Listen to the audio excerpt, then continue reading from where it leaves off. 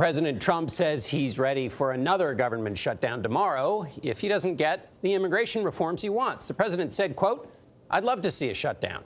He spoke while top Republicans and Democrats on Capitol Hill praised the recent progress they've made in their budget negotiations. The president held a discussion of gang violence yesterday at the White House. He wants Congress to approve $25 billion for a wall along the border with Mexico, plus new limits on legal immigration. Congressional leaders want to settle the budget issue before they get to immigration and border security. Margaret Brennan is at the White House with the story. Margaret, good morning. Good morning. Well, congressional negotiators appear to be closing in on a deal to boost military spending and set funding levels for 2 years.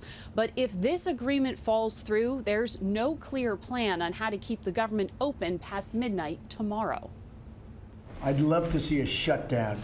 President Trump threatened another government shutdown if his border security demands are not met. If we don't change it, let's have a shutdown. We'll do a shutdown, and it's worth it for our country. But even fellow Republicans at the table oppose a shutdown. Virginia Congresswoman Barbara Comstock. We don't need a government shutdown on this. We really do. I think both sides have learned that a government shutdown was bad. And you can say what you want. We're not getting support from the Democrats on this legislation. The president's shutdown threat came as both parties on Capitol Hill were actually close to a deal to avert one. I think we're on the way to getting an agreement. But the proposed 2-year spending bill would not include any immigration changes. Last month's shutdown ended after Democrats were promised a vote by Republicans on protections for Dreamers, the undocumented immigrants who came to the U.S. as children. The current protection expires on March 5th. But President Trump has offered a potential pathway to citizenship for 1.8 million Dreamers in exchange for $25 billion in border security.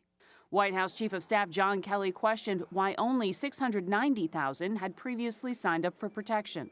Some would say we're too afraid to sign up. Others would say we're too lazy to get off their asses, but they didn't sign up. Later on, Kelly was asked to explain the remark. Some of them just should have probably gotten off the couch and signed up. But that doesn't really matter now because President Trump has given them the status.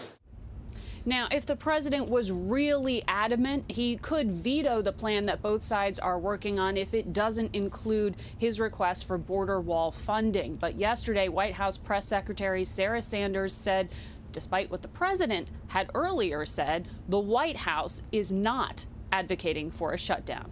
Nora? All right, Margaret, thank you.